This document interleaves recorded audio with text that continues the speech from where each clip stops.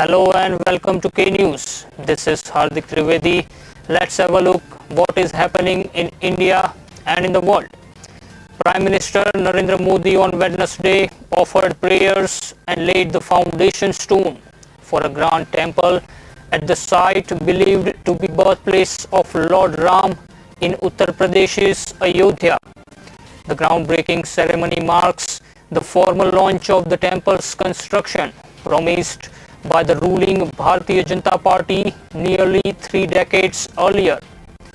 A grand temple will now be built for our Ram Lalla, who had been staying in a tent for decades. Today, Ram Janmabhoomi breaks free of the cycle of breaking and getting built again that had been going on for centuries. PM Modi said at the event, who expressed gratitude to all the people who had made huge sacrifices for the temple movement.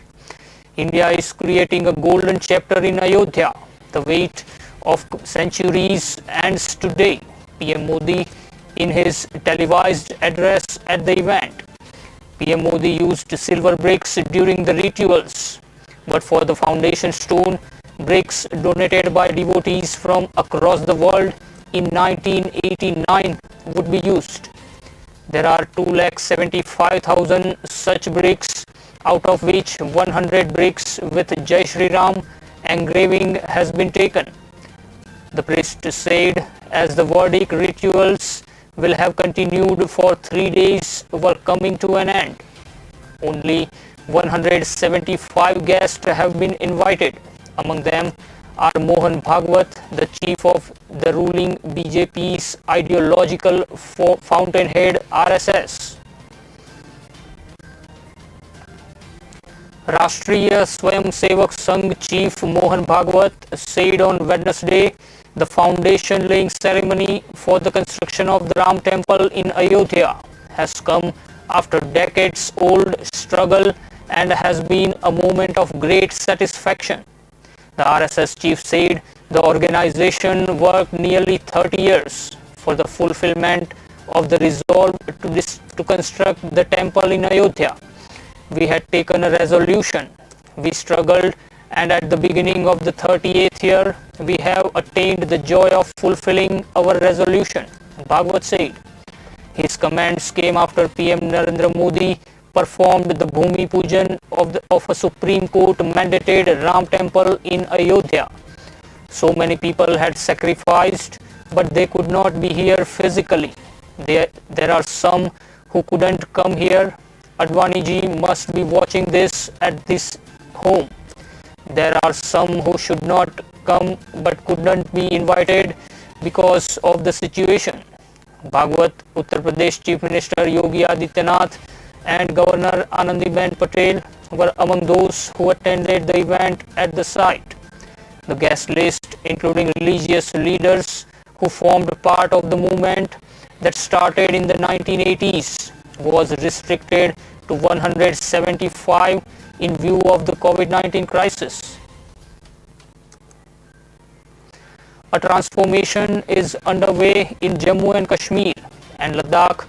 External Affairs Minister S. Jaishankar said on Wednesday, on the first anniversary of the centre's decision to revoke the spatial status of the region. Taking to Twitter, Jaishankar highlighted application of progressive laws, delivery of social justice, empowerment and support for vulnerable sections, and rolling out of development projects as part of the transformation. The External Affairs Minister listed expansion of education, employment opportunities, and advancement of women's rights as other takeaways. On August 5 last year, the centre announced its decision to withdraw spatial powers of Jammu and Kashmir and bifurcate the state into 2 union territories. Since then, Pakistan has been unsuccessfully trying to rally international support against India on the issue. The relations between the two countries nosedived following India's decision on Jammu and Kashmir. Pakistan downgraded diplomatic ties with India and expelled the Indian High Commissioner.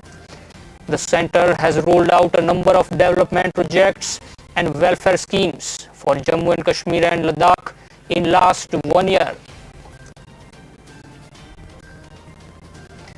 Residents of Beirut avoided a scene of utter devastation on Wednesday, a day after massive explosion at the port sent shockwaves across the Lebanese capital, killing at least 100 people and wounding thousands. An official with the Lebanese Red Cross said at least 100 people were killed and more than 4,000 were wounded. The official, George, said the toll could be rise further.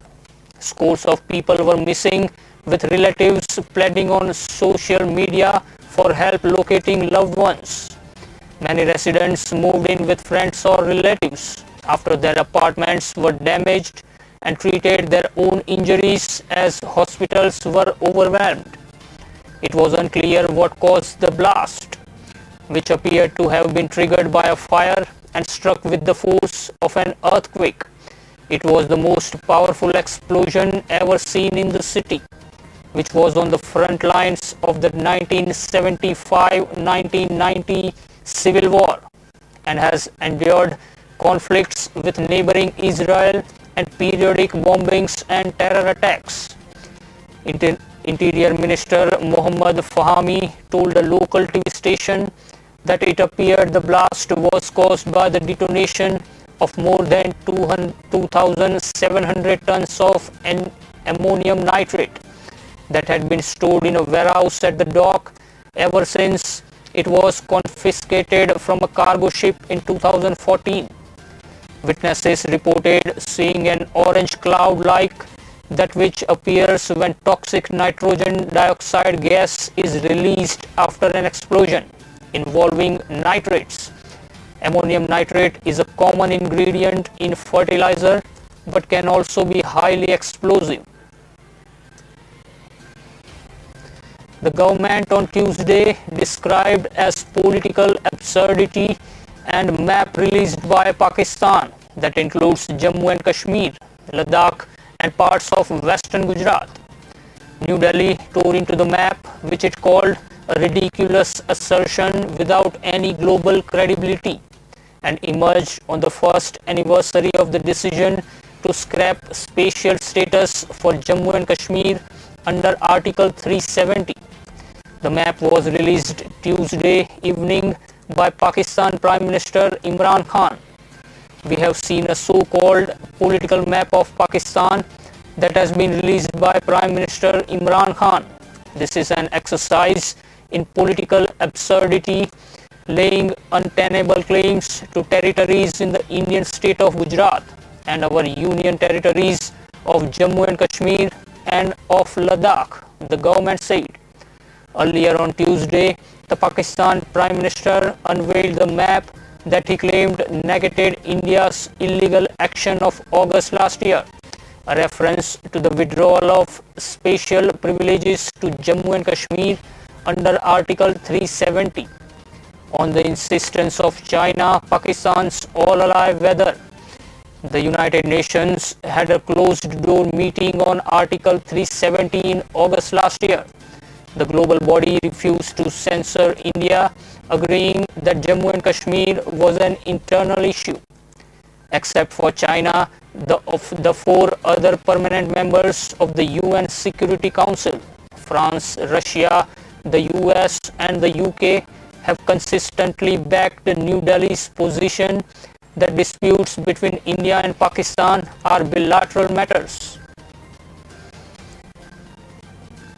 With a view to start informal classes till restrictions on opening educational institutions because of COVID-19 pandemic continues, Assam government has framed a set of guidelines and sought views from stakeholders. Schools, colleges and other educational institutions have remained closed in Assam as well as rest of India since March because of the pandemic. Assam is mulling resumption of informal education in both government and private schools from September 1 if possible. The guidelines state the classes won't be compulsory and interested students would have to inform their institutions beforehand, wear masks to attend informal classes, and maintain a physical distance of 8 feet while attending classes. Other conditions include mandatory COVID-19 test for teachers, resource persons, education department staff, etc. between August 23 and August 30 to be able to attend classes, and sanitation of venues to be used for informal classes before classes start and thereafter on interval of every 15 days. However, online education being imparted to students at present by using digital devices will continue without any break. As per the guidelines, students from classes 1 to 3 don't have to come to school, but their parents can collect hard copies of their assignments while collecting rations meant for midday meals. For classes 5 to 9, 4 venues like community halls, libraries, open fields, courtyard of houses, etc. will have to be identified outside school premises, where students in groups of 15 will be imparted classes for anywhere between 90 to 120 minutes in batches. The UK government on Tuesday said it will be suspending the use of a digital tool to process visas amid a legal challenge that claimed it amounted to racism, as the computer algorithm discriminated against applicants on their basis of nationality by design.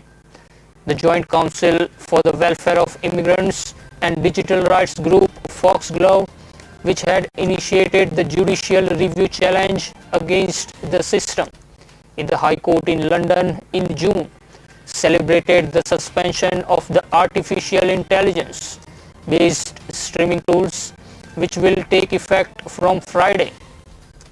We have been reviewing how the visa application streaming tool operates and will be redesigning our processes to make them even more streamlined and secure, a UK Home Office spokesperson said. From Friday, the current streaming tool will no longer be used, with a redesign expected to be in place in a few months' time by autumn. The interim period, the Home Office said, the streaming of the overwhelming majority of visa applications will take place by reference to person-centric attributes, such as evidence of previous travel and nationality will not be taken into account. It's time for a short break. We will join you in a short while.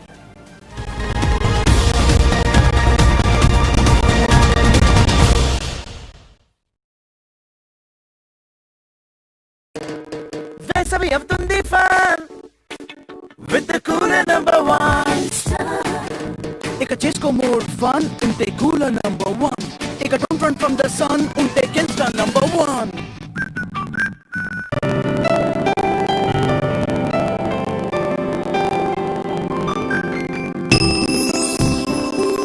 पहली नजर हो गया मैं दीवाना दीवाना दीवाना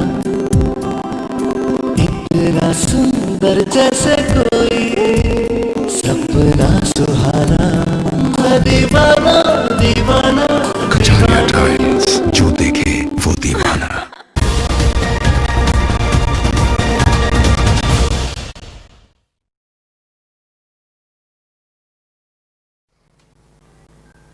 Welcome back to K News and thank you for watching. Let's continue the streak of news.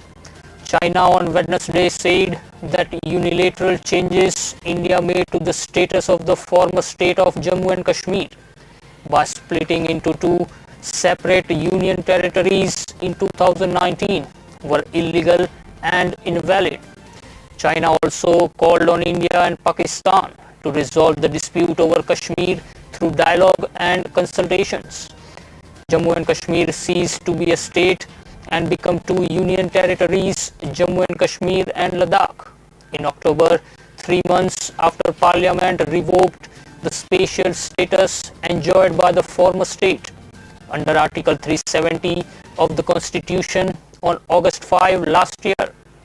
Responding to a query on the impact of New Delhi's decision 1 year later, Chinese Foreign Ministry spokesperson Wang Wenbin said that Beijing has been closely following the situation in Kashmir. Any unilateral change to the status quo is illegal and invalid. This issue should be properly resolved peacefully through dialogue and consultations between the parties concerned, Wang said.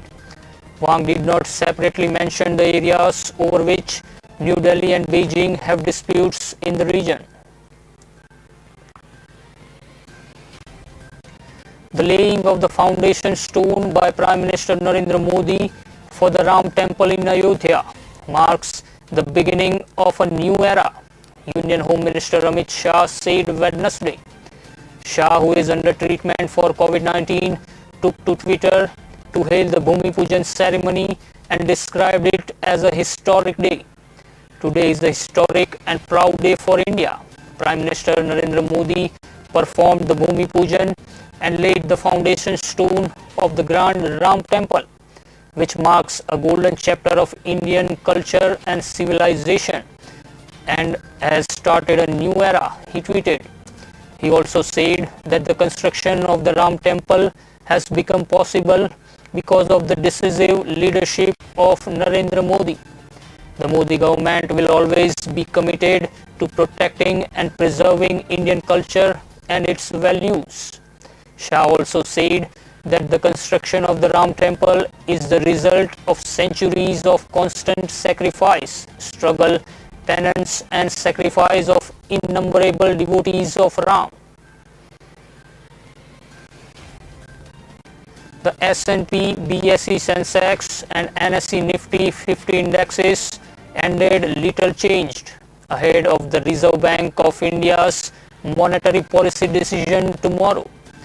The benchmarks stacked up opening, however, weakness in heavyweights like HDFC Bank, Infosys, Reliance and ITC led the benchmarks coming off intraday highs in noon trading.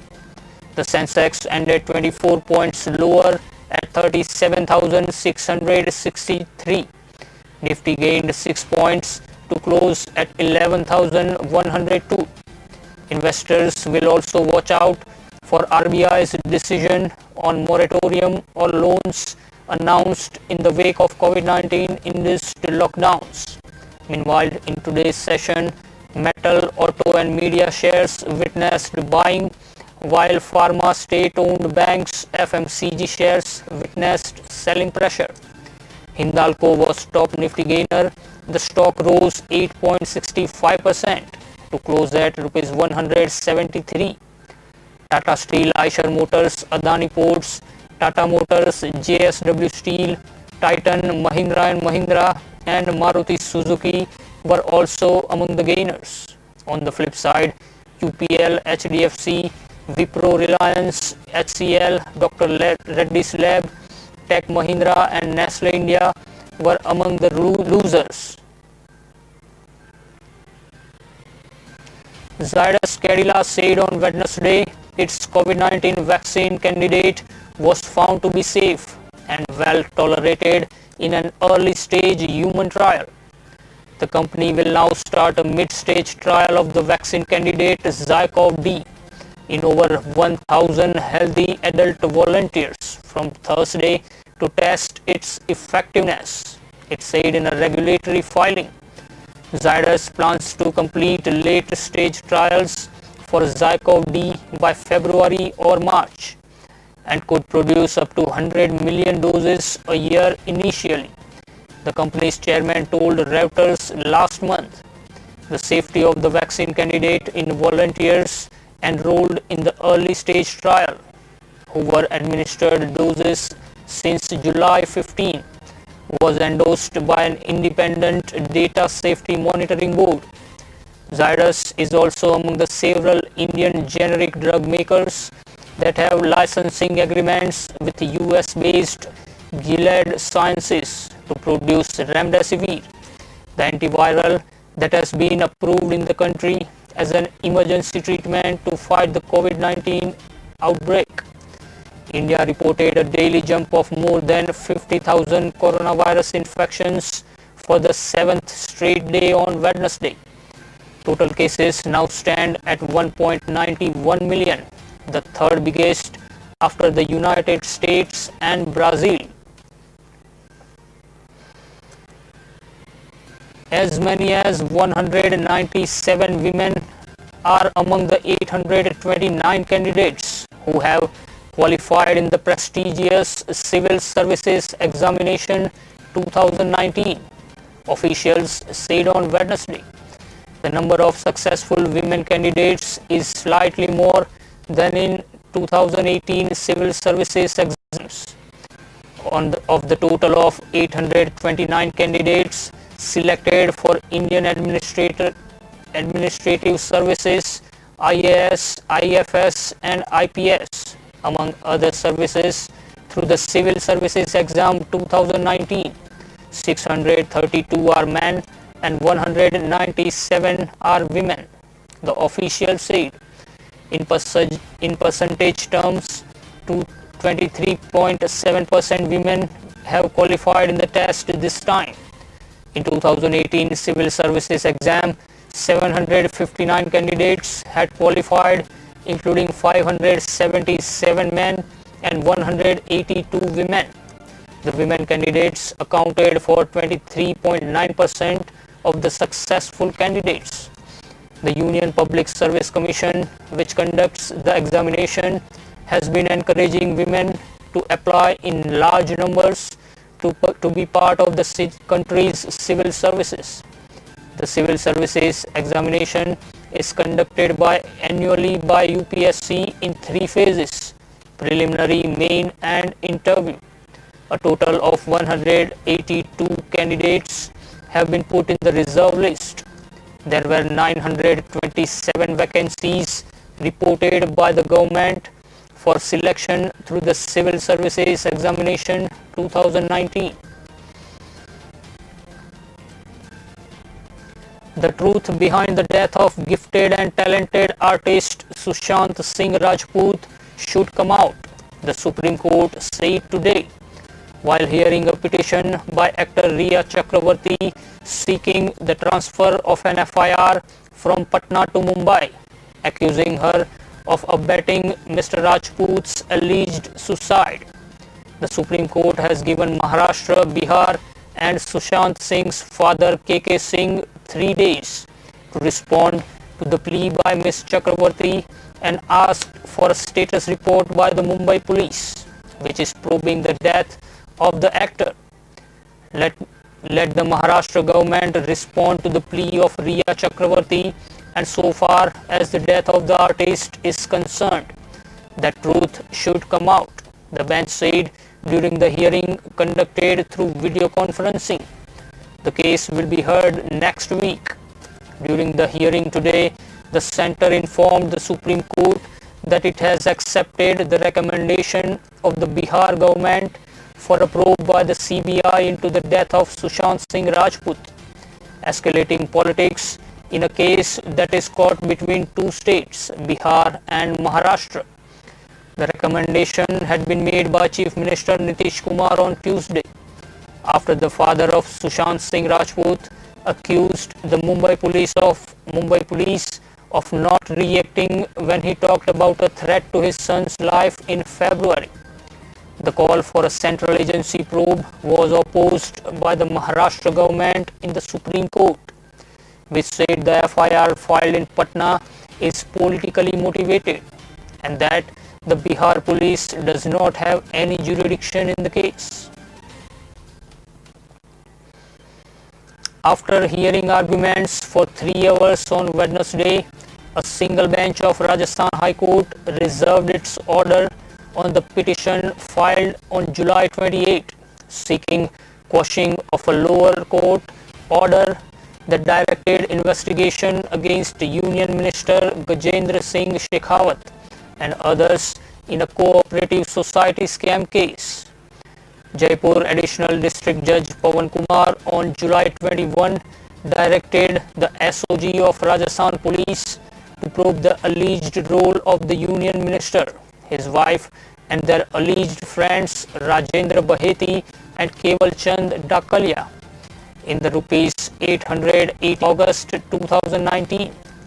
The lower court issued the order on the basis of a revision petition filed by two complainants, Ladu Singh and Guman Singh from Badmer, who had invested rupees 68 lakhs in the cooperative society and were denied their dues upon maturity of the sum. The petition to quash the lower court's order was filed in the High Court by Keval Chand Dakalia, who is allegedly Shekhawat's friend and a shareholder in the Sanjeevani Credit Cooperative Society. That's all for now. Keep watching K News. This is Hardik Trivedi taking your leave. Be alert, be positive, be safe.